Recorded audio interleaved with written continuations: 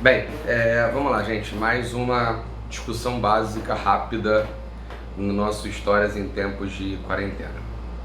E a ideia hoje a gente vai sair um pouco do século XX e vamos voltar lá para o século XVI, tá? Para ser mais exato, vamos discutir hoje sobre Reforma Protestante e Reforma Católica, ou para alguns autores ainda Contra-Reforma. Vamos começar a entender o seguinte: a gente tem que lembrar, tá? Para começar qualquer discussão, que eu estou numa fase de transformação, ou seja, o mundo está mudando radicalmente. Eu tenho estados nacionais, eu tenho absolutismo, eu tenho renascimento cultural científico, eu tenho as grandes navegações e óbvio, tá, que se eu estou tendo mudanças de caráter político, cultural, econômico, certo? É óbvio que de alguma forma isso vai entrar naquilo que diz respeito à religiosidade das pessoas. E aí vamos lembrar o seguinte: hoje, tá, 2021 ou mais pra frente, não sei, a gente tem teoricamente opção de escolhas religiosas. A gente tem a opção de responder a talvez a principal pergunta que muitas pessoas tenham, que é: quando eu morrer, para onde é que eu vou? Só que quando eu estou pensando em Idade Moderna, e isso vem muito da Idade Média e nessa transição ainda, a única instituição capaz de me dizer para onde eu vou após morrer é a Igreja Católica, dentro daquele, e a única figura que vai me informar o caminho a seguir é o clero. Só que o grande problema é que nesse período, esta própria Igreja Católica, este próprio clero, começa a se ver em frente a uma série de questionamentos, principalmente relacionado a três grandes ideias: as vendas de indulgência, as vendas de simonia e o próprio despreparo clerical. Lembra de um detalhe importante: grande parte do clero desse momento, ele era clero muito mais por uma necessidade econômica, certo? Vide que eu tinha lá na Idade Média o tal do direito de primogenitura, ou seja, muitos dos segundos filhos de nobres acabavam entrando no clero como ascensão social, porque não teriam direito à herança. E aí esses caras simplesmente não seguem as doutrinas católicas, principalmente no que diz respeito ao celibato. Ao mesmo tempo, essa Igreja Católica que condena o chamado pecado da usura, ou seja, você vender algo a um valor maior do que ele vale de fato, que era o chamado preço justo, comercializa em grandes aspectos a fé a partir da simonia, que bem a grosso modo seria você vender objetos ditos abençoados, sagrados, como por exemplo você vai vender aqui pedaço de osso e você vai dizer que é de apóstolo, você vai vender espinho e vai dizer que era da coroa de espinho de Cristo, tá? Ou indulgência, que seria na verdade uma troca econômica entre a salvação do seu pecado e a salvação eterna, beleza? A gente vai chamar isso de salvação pelas obras. Esse conceito guarda porque ele é importante, tá? Outro detalhe: pelo amor de Deus, não vou imaginar que uma igreja católica, que já tem quase nesse momento 1500 anos, sofreria o seu primeiro abalo apenas na Idade Moderna, tá? Eu já tinha passado por críticas à Igreja Católica desde a Idade Média. Bem, Wycliffe, John Hus, eu já tinha tido movimentos contrários a essa dominação católica. Mas vamos para a nossa história então, de fato. Pra gente, tudo começa quando? Quando em 1517 o Papa Leão X, ele autoriza, dentro do Sacro Império Romano Germânico, o que vai se tornar lá na frente a Alemanha. Daí algumas pessoas dizerem que a Reforma Protestante começa na Alemanha, tá? Isso não é problema, é para localizar no mapa. O nosso querido Papa, para poder reformular a igreja lá em Roma, autoriza a cobrança de indulgências. E isso fica a cargo principalmente de um bispo chamado Bispo Tisel. Bem, É neste exato momento que o monge agostiniano, e isso é uma coisa importante, tá? Ou seja, o primeiro grande movimento reformador que a gente está dizendo nesse momento, ele parte de dentro do clero, de um monge agostiniano, professor de teologia, chamado Martinho Lutero, simplesmente critica essa indulgência, dando origem ao seu famoso documento, conhecido como as 95 Teses. Vamos lá, é óbvio que ninguém vai decorar as 95 teses, certo?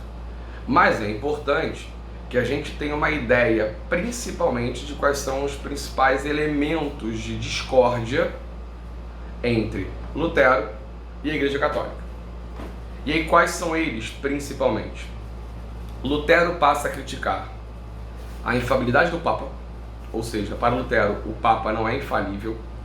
Lutero passa a criticar o celibato.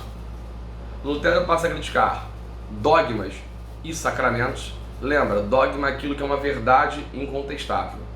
Dos sacramentos, Lutero só aceita 2, o batismo e a Eucaristia, porque diz ele que é bíblico, os outros não. Lutero critica a salvação pelas obras. Lutero critica a Bíblia e a missa em latim, certo? E aí Lutero passa a defender o quê? Primeiro, a Bíblia em língua vulgar. Quando eu falo vulgar, nesse caso é a sua língua local, tá? Lutero vai ser o primeiro momento que você vai ter a Bíblia traduzida para a língua vulgar, nesse caso o alemão. Lutero defende o casamento entre sacerdotes. Lutero defende a subordinação da igreja ao Estado, certo? Lutero defende a missa em língua vulgar.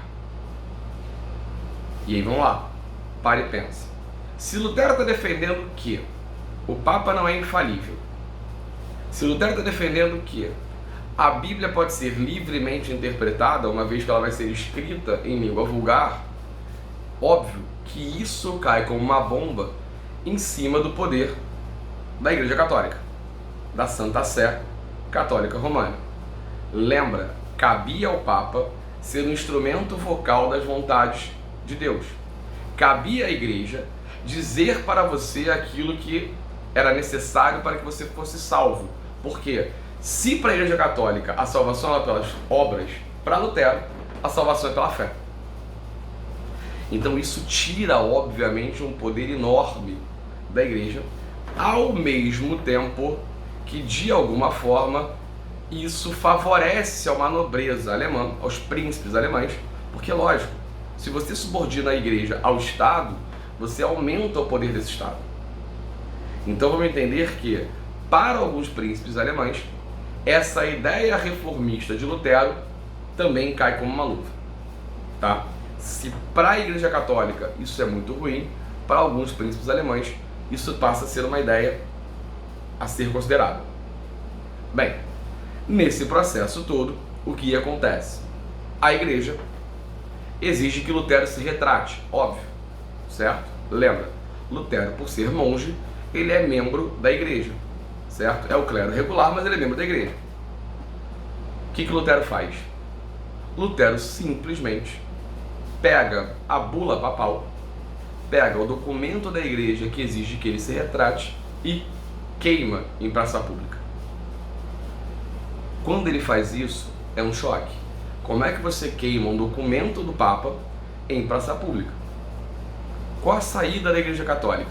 Vou matar Lutero? Não. Lutero viraria um mártir. O processo que vai gerar isso é você excomungar Lutero. Lutero seria excomungado, Lutero seria expulso da lógica eclesiástica, Lutero seria expulso da vida católica, o que teoricamente, na Idade Moderna, significaria você ser um fantasma vagando por aí. Só que ao ser expulso, certo, dessa Igreja Católica, ao ser excomungado, Lutero passa a ser acolhido por muitos príncipes alemães, que estão interessados exatamente nessa ideia de Lutero da subordinação da Igreja para o Estado. Bem, esse imbróglio todo, tá, ele só vai terminar na segunda metade do século XVI, quando você determinar na Alemanha, certo, no Sacro Império Romano Germânico, a ideia de uma certa liberdade de culto. Ou seja, os príncipes alemães poderão de alguma forma determinar nos seus reinados, certo? Nos seus principados, desculpa, o culto a ser servil. Porém, com a ideia de que você não pode espalhar isso para outros principados, beleza? Então essa é a ideia básica de Lutero. Pra gente em prova, em concurso, o fundamental é entender exatamente isso, é o surgimento dele de dentro de uma igreja católica e as ideias que ele traz pra gente, tá? Bem, uma galera talvez um pouco mais específica, tá? Ou que vá um pouco mais a fundo em relação a isso, vamos lembrar que nesse mesmo período, dentro desse mesmo Sacro Império Romano Germânico, vai surgir um movimento liderado por Thomas Müntzer, conhecido como Anabatismo. E aí, por que anabatistas, na verdade, tá? O anabatismo? Porque, na verdade, o Müntzer, ele vai questionar um pouco a ideia de Lutero do momento no qual uma criança deve ser batizada. Beleza? Tá. Qual é o grande problema do anabatista? Ele segue, em grande parte, as determinações luteranas. Então, os anabatistas estão dentro de um espectro de pensamento luterano. Tá. Qual o problema? É camponês. Então, dentre as revoltas, ou melhor, dentre as ideias dos anabatistas, as ideias de Thomas Müntzer, isso vai dar origem a uma revolta camponesa nesse Sacro Império Romano Germânico. Bem, essa ideia anabatista chega em Lutero. E a grande questão é, qual a posição de Lutero em relação aos anabatistas? Tendência natural. Lógico, se é um movimento baseado no luteranismo, obviamente Lutero apoia. Não. Lutero é contra. Lutero, inclusive, admite o fato de você reprimir violentamente os anabatistas. Tá? Por quê? Gente, óbvio. Se a revolta anabatista ela passa por um momento camponês social, é óbvio que ela está se revoltando contra a ideia dessa dominação campesinata pelos nobres. Se Lutero é apoiado pelos nobres alemães, colocar-se ao lado dos anabatistas significaria automaticamente colocar-se em contrário aos caras que o apoiam. Então, logicamente, que por uma questão social, Lutero condena os anabatistas e apoia os príncipes, certo? Então, olha só, essa é a lógica luterana. Quando a gente sai de Lutero e vem para a segunda reforma protestante, chamados calvinistas, tá? Qual seria a ideia básica aqui? O calvinismo, ele vai chegar então na Suíça, tá? Por um cara chamado João Calvino. E aí, qual é a grande ideia do Calvino pra gente? Calvino, ele traz à baila, traz à discussão, uma coisa conhecida como doutrina da predestinação. O que é isso? Calvino diz que basicamente todos nós nascemos predestinados até ao céu ou ao inferno. Porque da mesma forma que Lutero, não existe no calvinismo e no luteranismo a ideia de purgatório. Beleza? Bem, e aí para Calvino, para você ser caracterizado como alguém escolhido por Deus para o céu, você vai seguir uma série de cumprimentos relacionados à Bíblia. Bom filho, bom esposo, bom marido, tá? Só que uma das coisas que é uma marca de ascensão ao céu, da predestinação, seria a ideia de você ascender economicamente. Não quer dizer você ficar rico, tá? Não quer dizer você ficar milionário. Mas uma ascensão econômica, uma melhora econômica, não deixa de ser um sinal para a salvação. Vamos lá. Agora vamos lembrar lá do início do meu papo. Lembra que eu falei para vocês que, segundo a Igreja Católica, vender algo acima do preço, ou seja, ter lucro de alguma forma, é pecado. O pecado da usura, tá? É mais complexo, mas a grosso modo é isso. Bem, se eu tenho uma igreja surgindo nesse momento, se eu tenho Calvino neste momento, dizendo que não, ascender economicamente é um sinal de salvação, vamos combinar que o calvinismo cai no colo da burguesia. Não é à toa que o calvinismo ele é considerado como a ética protestante burguesa, certo? Então vamos lá. Se você tem o luteranismo muito relacionado a uma ideia, de alguma forma, à formação dos Estados Nacionais e ao retorno de um cristianismo primitivo, o calvinismo ele responde exatamente aos ideais burgueses, certo? Agora, onde é que isso pode pegar você numa curva lá na frente? Diferente do luteranismo, o calvinismo ele vai mudar de nome dependendo do país que você fala. Então, por exemplo, na Suíça é calvinismo. Agora, se eu estiver na França, eu vou chamar isso de huguenote. Se eu estiver na Inglaterra, puritanos. Se eu estiver na Escócia, presbiterianos. E onde é que isso pode meio que quebrar a gente em prova? Por exemplo, quando você for estudar a história do Brasil, tá? Período ali colonial, iníciozinho da colonização, você vai falar sobre a invasão huguenote ao Rio de Janeiro. E aí provavelmente vão lhe perguntar razões da invasão huguenote ao Rio de Janeiro. E aí vamos lá, você tem que saber na hora que se o huguenote é o calvinista francês, e se a França a princípio ela é um país católico, obviamente esses huguenotes sofrem perseguição religiosa. No caso francês, por exemplo, a mais forte delas é na segunda metade do século XVI, em 1579, a noite de São Bartolomeu, onde você vai ter o massacre, onde você vai ter a execução dos huguenotes pelos católicos, beleza? E aí lá na frente, no final do século XVI, o Edito de Nantes, que vai permitir uma liberdade de culto dentro dessa França a princípio. Ou, por exemplo, quando você falar de 13 colônias, você vai falar sobre a colonização do norte e do sul dos Estados Unidos com a função dos puritanos, calvinistas, ingleses, que migram para as 13 colônias sem perspectiva de volta. O que de alguma forma vai contribuir para um conceito de fazer América, que vai criar um diferencial entre a colonização das 13 colônias e a colonização do Brasil, por exemplo, tá? Para que você não repita aquela ideia de que se o Brasil fosse colonizado por ingleses ou por franceses seríamos melhor. Não, não é quem te coloniza, é a forma de colonização. Tudo bem? Então a gente tem até agora Lutero, Calvino. O terceiro movimento reformador, ele acontece na Inglaterra, na figura de Henrique VIII, e recebe o nome de anglicanismo. Vamos lá, cuidado, tá? O senso comum muitas vezes parte da ideia de que Henrique VIII, casado com Catarina de Aragão, inconformado porque não conseguia ter filhos homens, até teve 4, mas morreram natimortos, ou seja, não nasceram, já nasceram mortos, se apaixona por Ana Bolena, exige o divórcio por conta do fato de dizer que Catarina de Aragão é incapaz de lhe dar um filho homem, certo? O que leva à negativa do Papa. Óbvio, Catarina de Aragão é filha do rei da Espanha, que nesse momento é o país mais rico da Europa. E essa negativa do Papa em dar o divórcio automaticamente leva ao rompimento com a Igreja Católica e a criação da Igreja Anglicana a partir dos chamados atos de supremacia.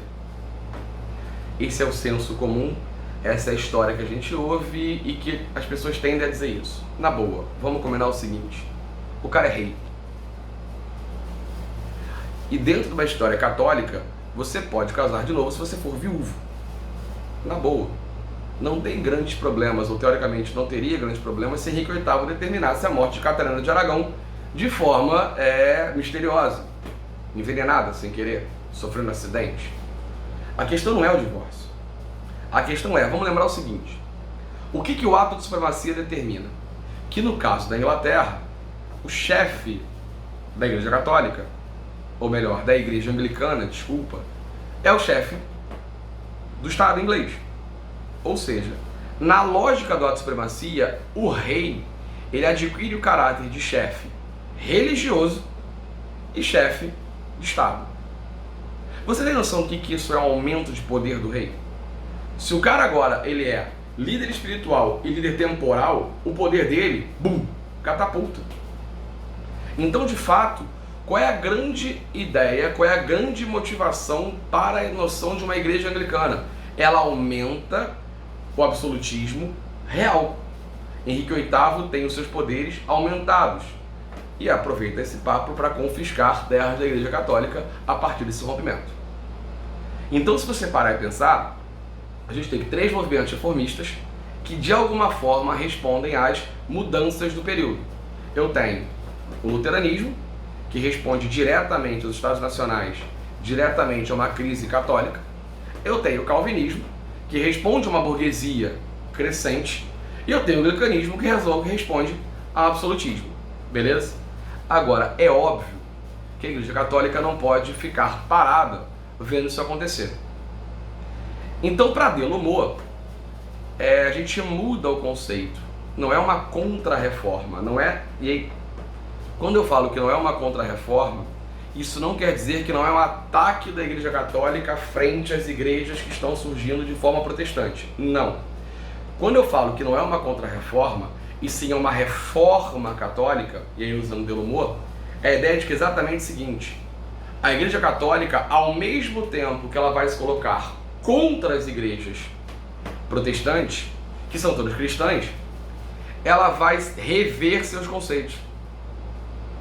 Ela vai se transformar de forma camaleônica para poder meio que se encaixar no tempo. Então, por exemplo, são medidas dessa reforma católica. A criação de seminários, certo? Que na verdade é uma resposta, óbvio. Eu não comi, porque uma das crises da igreja eu tinha um clero despreparado.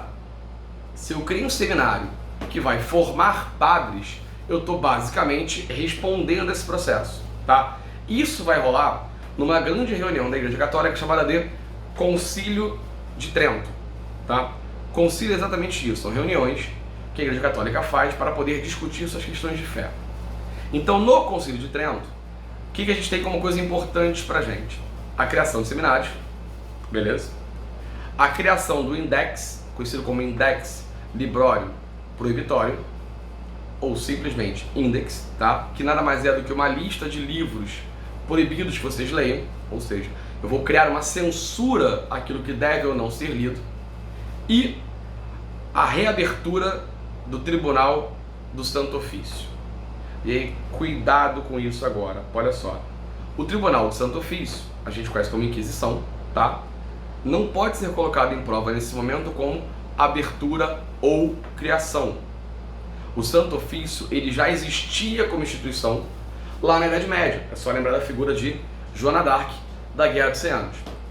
Então, o termo que você vai usar é reabertura do Tribunal do Santo Ofício, que tem como objetivo simples e básico perseguir hereges. E o que são hereges? Qualquer um que não siga a ideia católica. Óbvio, além de reafirmar no Concílio de Trento dogmas e sacramentos. Beleza? Esse é o Concílio de Trento de forma básica. Lembra que eu falei que não dá para discutir a ideia religiosa sem olhar para o mundo como um todo? Pois bem, eu estou na parte de expansão marítima. Eu estou na parte da ideia de você chegar a um novo mundo. O que seria um novo mundo? América, África e Ásia.